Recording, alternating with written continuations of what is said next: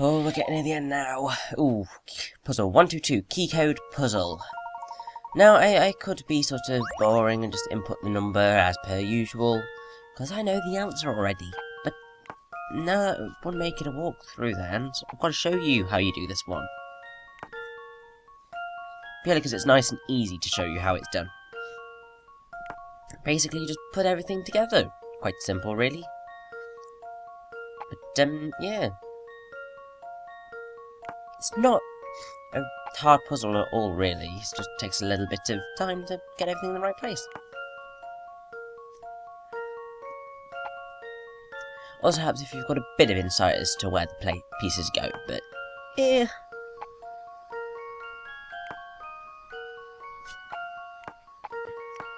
Oh, 811.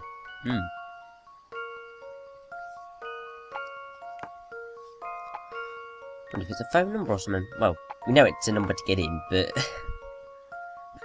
it sounds remarkably like a phone number.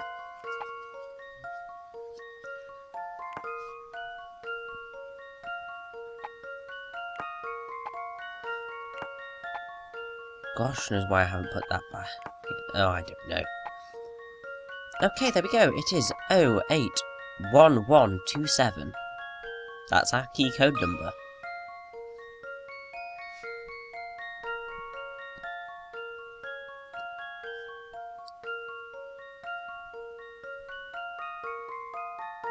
So that's what you've got to put in. It's the same in every game, I think. Let's see if I've got this right. Just as I suspected. And if I am correct, that is going to give us something else. Or maybe not, it's a puzzle a little later on.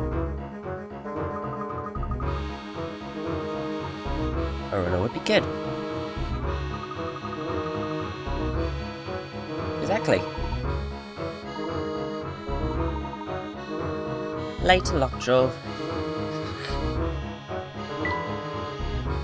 Anyway, we want to go to the surveillance floor, because that's where Clive is right now. Hey, it's some goon. Let's murder him. Either that, or we just sort of solve his puzzle, grab his stuff, and then run.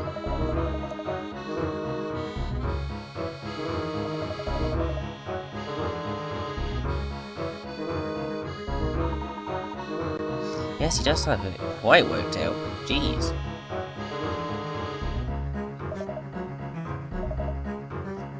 The muscle, eh? Right.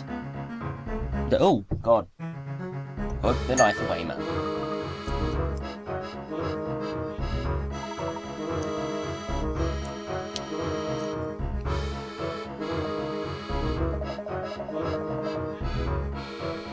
Yay! Makes things nice and simple for us. 1, 2, 3, cat's eye view. Blah blah blah blah. Da, da, da, da. What is the maximum number of stones you can place while following the rule that no 4 stones can form a square or a rectangle? Well, it's that.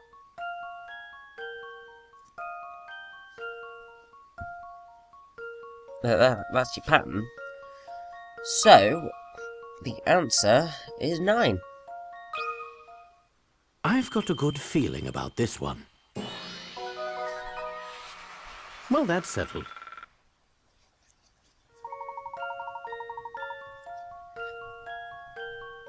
That's just one example, but yeah.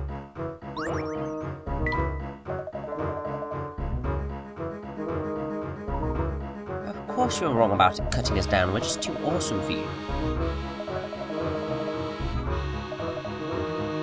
Oh, how nice of you.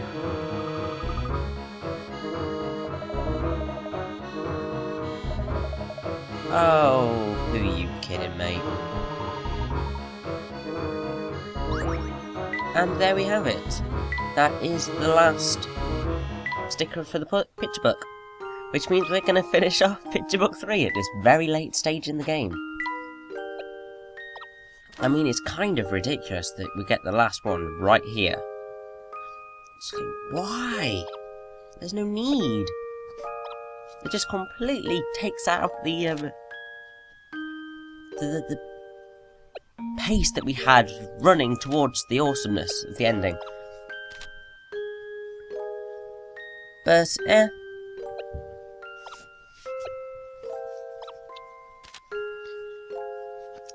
we need to do it anyway, so, haha. Maybe a little slow, but that's just the way these things roll.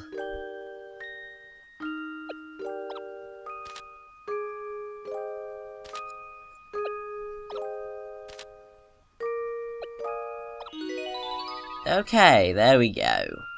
Let's read the completed book. The Missing Statue. One day I received a request for help from a friend of mine, the head of an old and venerable family. I promptly headed over to the family mansion. At the entrance, I was ushered in by the butler, dressed in blue from head to toe. Hey, it's Matthew. That was his name. Oh, ain't he nice? According to the Baron, a valuable statue had recently disappeared from the mantelpiece. As I was inspecting the scene, the young master whispered to me from the doorway. Not many people come and go from the house. Someone who lives here must have hidden it. He asked me to follow him to the study where he'd tell me the whole story. Hey, look, it's the Baron Reinhold, Flora's father. Oh.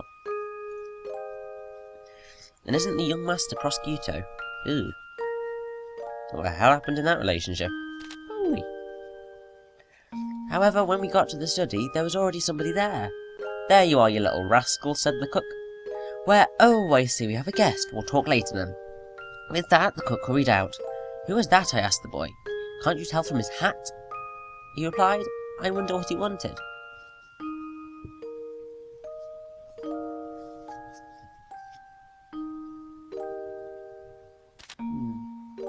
From across the room we heard a small meow. Oh, I exclaimed, we're not alone. That's right, my cat is the queen of the house, said the boy. Oh, drat, it's time for me to study with my tutor now. He's the one with the small moustache. Ah, Claudia. Claudia. I decided to investigate the dining room. Upon entering, I seemed to startle the gardener, causing him to drop the watch he was carrying. Oh, you must be a guest. Please don't sneak up on me like that. Hey, it's Ramon. I like how they're pulling in all the old Curious Village characters in here. Does that watch belong to you, I asked. No, it belongs to the young master. I found it while working in the garden, so I thought I'd return it to him, he said. So why did you come to the dining room? The young master has a voracious appetite. He's often in here looking for snacks.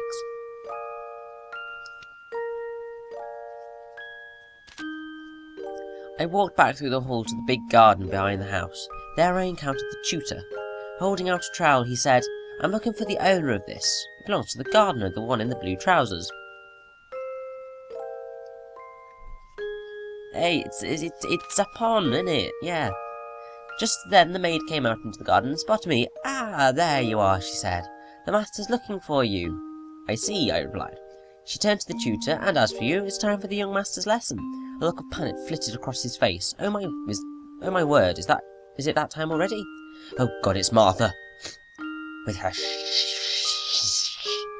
God, she creeped the hell out of me. Meow, went the cat again. Bad pussycat, your paws are all muddy. Have you been out in the garden again? Sighed the maid. She turned to me and added, the family doesn't know, but she likes to dig holes in the garden and bury shiny things. Ooh. A new development. On the ground next to the trail of muddy paw prints lay a silver fork. What's this then? This must belong to the cook. When we saw him in the study, he seemed to be looking for something he'd lost, I thought to myself.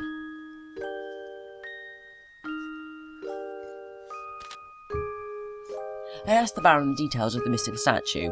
Was it shiny? Oh yes, it was a little statue of a goddess, really magnificent silverwork. I see, I think I understand what's happened here, I said. My word, really? Jolly good.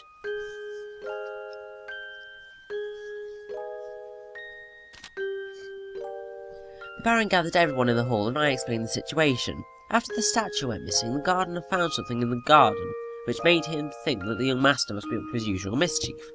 What he found was the young master's watch buried in a freshly dug hole.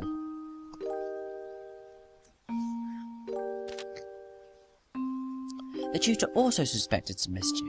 He found mud in the study near the young master's desk, and realised that something was not quite right, so he went out into the garden to look for evidence. Had he looked a little more closely, however, he would have realised that the mud was actually coming from the cat's paw prints. What a stupid tutor. The cook also knew something strange was afoot.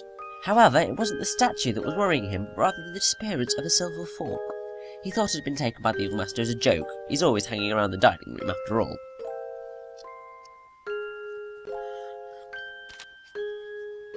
You're all awful. You mean everyone suspected me? I didn't hide the statue, I didn't use the trowel to dig any holes, and I didn't take the fork without telling anyone either, said the young master angrily.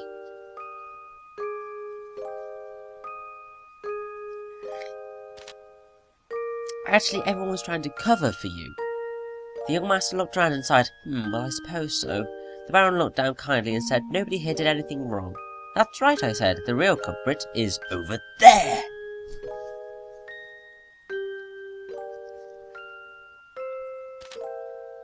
Meow, purred the cat. She's very fond of shiny things, I explained. A silver statue, a watch, and a silver fork. She hid them all in the garden.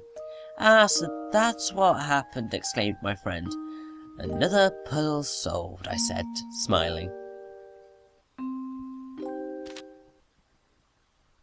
And that's the end. So, all the picture books are completed, and we have unlocked the Storyteller's House. Woo! Anyway, Clive in the surveillance room. Having established that Clive is in the surveillance room, we headed over there in the transport pod. The fact that the guard allowed us through unchallenged is no doubt a sign of Clive's overconfidence. The surveillance room is just up these stairs. We must get to Clive as soon as possible. Quite right, Professor.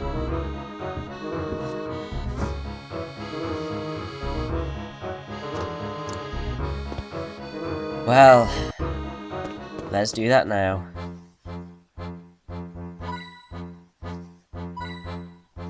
Grab the last few hint coins for now. And let's do this. So nice of you to join me, Professor. Whatever it is you have planned, you can't go through with it. No, you cannot. We know Clive. what Bill and Dimitri did. When the world learns of it, they'll be punished. You said you wanted justice. And isn't that justice enough? That's a nice sentiment. But without large-scale havoc, those fools in government will never change their ways. Clive. Listen to yourself, Clive. You... Who are you to argue with me? Oh. As a reporter, I've witnessed countless tragedies firsthand. And it's clear that my life isn't the only one that's been destroyed in the name of progress. To those in power, the rest of us little people are all just bumps on the road to a brighter tomorrow. But if you The see... only thing a bully understands is force. Not true. So you see, Well, kind of true. I have no choice but to level this place and rebuild it from the ground up. Really? What you're saying is unthinkable. This conversation is over. Oh, crap. No! Clive!